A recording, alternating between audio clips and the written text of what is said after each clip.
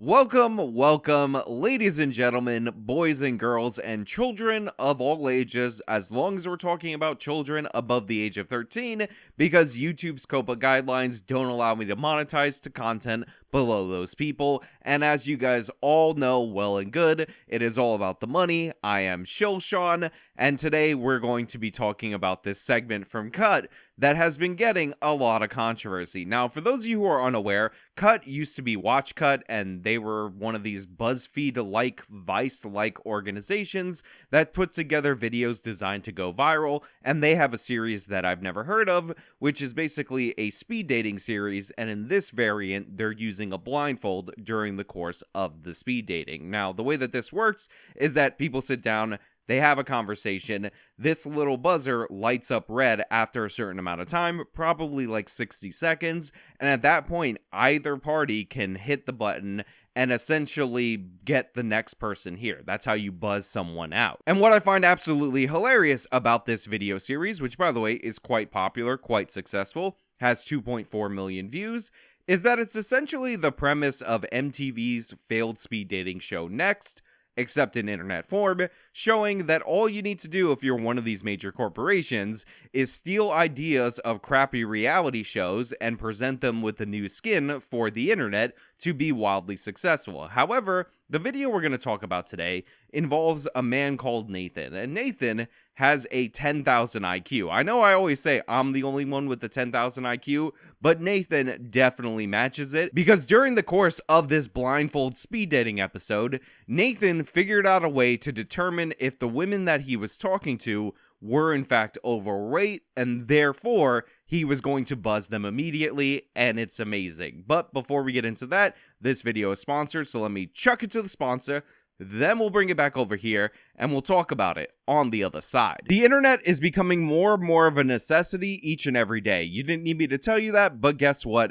I just did. And one of the biggest problems with the internet, with Wi-Fi signals, is that it doesn't go everywhere it needs to go in your house. Even in my small New York City apartment, I find myself with dead spots. This is why I'm always looking at new extenders, new boosters, things to make my signal work better. And I try not to get it from my cable company because greedy ISPs charge you money to rent you equipment in order to make sure your stuff works properly. And it's one of the reasons why I'm super happy to be partnering with BoostTheWiFi.com, which is this nifty small device that will extend and boost your Wi-Fi signal to reach those dead spots. Don't overspend on equipment from your internet company. Go to BoostTheWiFi.com, get yourself one of these devices, and enjoy the internet that you're paying for. Rotate next. Hi. I've already explained the premise of this show. This girl just buzzed away the previous guy that she was talking to, so Nathan enters frame, our hero for the day, and get a load of what he does. Can I get a hug? Where are you? Put your hands up. Oh, okay. There we go. Okay. Hi, I'm Nathan. Nice to meet you. How are we doing? You know, I'm great. Thanks for getting me off my feet, moving around a little bit. Yeah, you know. So right there, Nathan has already initiated his plan, and he is determined that he does not want to date this girl. He is just waiting for the buzzer to be activated. And what's funny about this is that the girl's like, oh, thank you for getting me off my feet. She's intrigued by the hug, not realizing the fact that Nathan is not interested in overweight women, and she just sealed her fate. What do you find yourself doing in your leisure time? I love watching television and film. I studied film for a really long time. Okay. So Guilty pleasures? I always say like my #1 guilty pleasure show is Riverdale. I will never, never, never, never recommend anyone watch the show. Okay. Sorry. That was aggressive slam. No worries. I am so sorry. You were lovely. Thank you. But yes. Was it the Riverdale? I'm gonna be very candid with you. We have a little bit of a bromance back there, and so I kind of did it for the boys. Yes, that was in fact quite aggressive in terms of a slam, and I love the way that she ends up asking him a question about what it could have been, possibly the Riverdale reference, and our boy Nathan right here ends up playing it off because he doesn't want to give away what he's doing to the production team, let alone to this girl that's going to go back to a room with other girls. Hi, I'm Nathan. Hello. It's nice to meet you. It's nice to meet you. I'm Sam, Samantha. How are you doing today? I'm doing good. So in terms of dating, what is something that is like an automatic deal breaker? I can be really chatty sometimes, and I've had a lot in my past where people will like I'll talk about something and then it'll just cut me off. Listen, I'm talking here, lady. You're rambling for way too long. Now, obviously, when Nathan deploys his plan against this girl who has the pink hair and all the markers of a leftist woman, you know it's not going to work out for her. But even if we were judging based on personality and you were on this speed date, how would you feel at this moment if the first thing a girl told you was a red flag for her was the fact that other people talk and they don't just listen to each and every other thing that she said? Pretend you're not on the show, pretend you're on a regular date with her, or maybe you're just talking to her on the phone and she told you this as she's rambling initially, when again, a date is supposed to be more of a conversation. Now, I don't know if you guys know this, but I, Sean Fitzgerald, owner and content creator for the actual Justice Warrior, am actually the absolute best dater human person ever. I give advice to you plebs out there who ask for it, and I'm 100% right. And I can tell you that on a date, what you need to do is make the appropriate amount of eye contact and engage in conversation, not talk too much or talk too little. So already, for me, not even based on anything else, this is a problem. Already, for me, I got an issue with where this is going. It's something that you watch by yourself that's a guilty pleasure that you don't tell anybody. I mean, I watch a lot of anime. Wait, this girl watches anime? Whoa, that just totally changed the equation, because obviously, by looking at her, you wouldn't be able to tell that she's a big fan of anime. I mean, sure, she's going off with that Sailor Moon hair or that anime girl hair with the pink and all that in there, but I would never be able to detect this at all. I mean, it looks like she actually might be in an anime costume, but for me, this would have been shocking information and obviously just changed the equation completely versus what I was thinking about earlier. And honestly, Nathan, you might be a bad guy right here if you decide to reject this girl. You might be the villain of the story if you decide that you're not interested in her based solely on your little experiment. I watch Me too. a lot of Asian shows like Korean dramas. What is your type? I'm definitely very into Asian men. It's not like a deal breaker or anything. Okay, Nathan, like, what more do you want? The girl has yellow fever, she likes anime, she likes Korean dramas, basically anything and everything is Asian, and she's into it, and that means she's into you, so you better just sign up, jump on board. Again, she's even in full costume. I think you guys are a match made in heaven. What race do you think I am? I have no idea. I don't want to make assumptions. You want to take a guess? I would say like maybe white to Asian, maybe. Look, honestly, I'm trying to blindfold myself, pretend that I don't see this girl, and judge each and every portion of the conversation individually to determine whether or not I would actually like her if I was wearing a blindfold. But here, right at this moment, right now, no, I don't really get what's going on.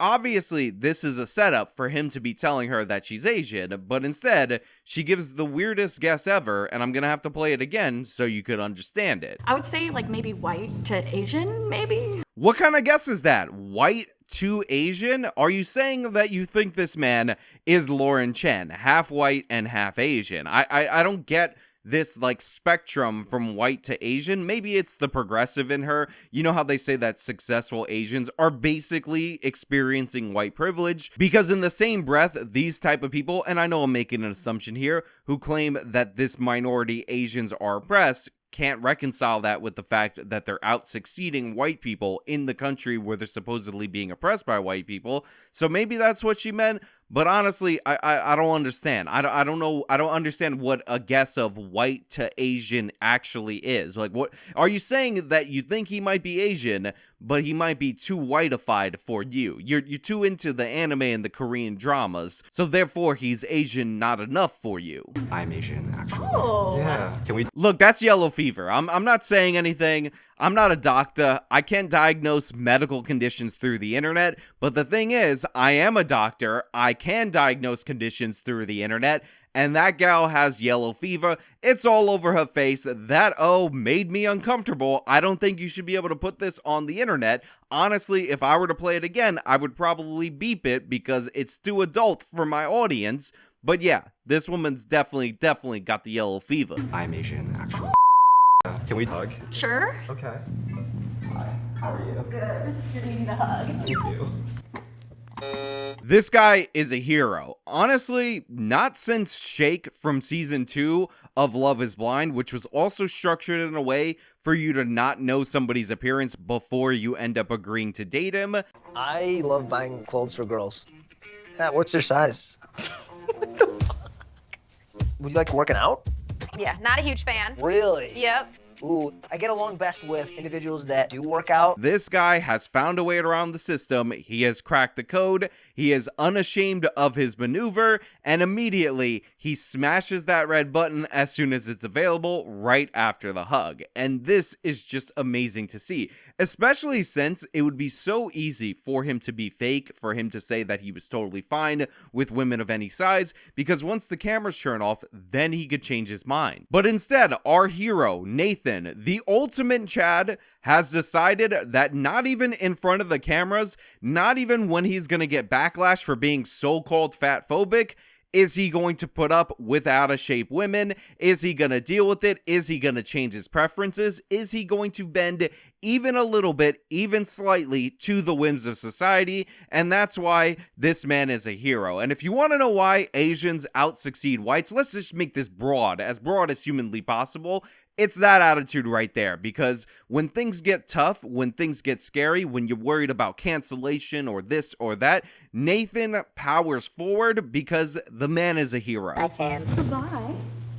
And he's smiling too, by the way. He's smiling. He's laughing as he's doing it. He knows he's getting one over not only on these gals, but he's also getting one over on production. We get along on a lot of different topics, but I felt that it was something where I could become a really good friend with you. Yeah, yeah. That's just kind of a gut feeling for me. No, that's totally valid. Yeah. Yeah. Look at him, letting him off easy too, totally hiding what he's doing, even though we all know what he's doing.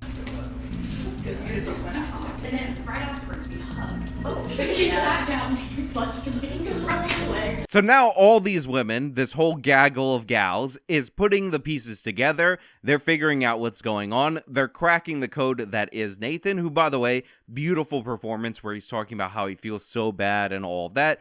But in reality, Nathan didn't come here to lose. He came here to win. He came here to endure. He came here to power through. Nathan, models. Oh, are you your model? Oh, I don't. Where did you guys get that information? What? How tall are you? How tall do you think I am? I'm thinking like 5'11". Do you want to give me a hug and see how tall I am? So right now, production has figured out what Nathan is doing. Right now, production is trying to throw these people off because they realize that they loaded up the cast with people that Nathan is going to reject over and over and over again. And even this whole collective of women cannot match the raw IQ power that is this man, Nathan. So they're trying to slip in information into the ear of this girl in order to get her to drop the buzzer first, because they know Nathan is doing what he's about to do. Do you want to give me a hug and see how tall I am? Not right now. Now, Nathan might have fallen right there in that moment. He might have been screwed over by production because of the fact that he outsmarted all of them by them giving the information right after she talked about how much she likes to cook, that he was a model, so that way she would be like, oh, this guy doesn't like to eat. Hint, hint, red flag, we're trying to put our thumb on the scale. Do you want to give me a hug and see how tall I am? Not right now. And by the fact that, if you notice, they activated the buzzer right after he put the hug offer on the table in order to give her a way out. But regardless of that, legends never die, and we will all, and I mean all of us, keep Nathan in our heart, in our soul, keep him with us, always carry him into battle going forward, because the man is a champion, the man is a hero, the man represents something so much greater than himself, and that is unabashedly not being interested in who he's not interested in, and figuring out a way to break the rules, break the system, and make it work to his favor. Now, obviously, as you could imagine, there was a lot of outrage related to this, because what is the internet good for if not for outrage? And I missed all of it at the time, but I decided to cover it now because my brother just told me about this prior to me recording this video. And one of the pieces of outrage is that girl who's dressed like anime apparently is Asian fetishizing because she's interested in Asians, which honestly I think is a ridiculous deflection from the other major criticism in this video, which is of course that Nathan is in fact fatphobic. Now this tweet, of course, which comes from a they them, says, this video is misleading because Nathan, the dude that buzzed her, hugged every single girl that sat down, and when he realized they were fat, he immediately pressed the buzzer. This dude is actually just fatphobic. This tweet has 133,000 likes. 133,000 people took all of the joy, fun, and all of that out of Nathan figuring out a way to break the rules, break the system, and make it work to him. Take back the blindfold dating system for the United States of America, for the people, away from the watch cut elites, and say, oh, fatphobia, fatphobia, fatphobia. Listen, it is not fatphobic to not want to date somebody of a certain body type. It is not racist to not want to date somebody of a certain ethnicity or anything like that. You're allowed to have your preferences, you're allowed to have your standards, and even if that thing is something that you can't change about yourself, a lot of girls have height minimum requirements, you know what? That's just the breaks. That's just the way it works. People have standards. Sometimes you don't fit into those standards. Don't be sad about it. Just enjoy Nathan's skill and craft on display. Enough with this fatphobia nonsense. I'm not into it. It's not a good thing to go out of your way to shame people who are overweight and make them feel bad, but this has gone too far, where we're just trying to say anybody who's not into fatness, who's not supportive of it, who won't go out of their way to pursue it, is therefore a fatphobia or fatphobic or something like that. It's not a phobia. It's not an irrational fear.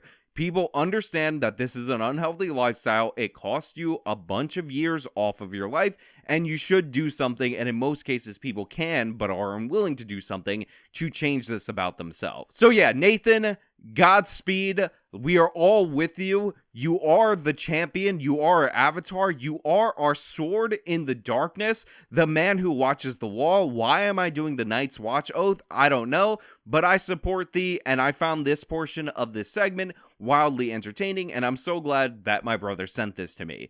But hey, those are just my thoughts. Let me know your thoughts down in the comments below. If you like this video, then show them by leaving a like, subscribe for more content, follow me on all my social media, support me via the support links in the description box of this video. This has been me talking about a true hero. Till next time.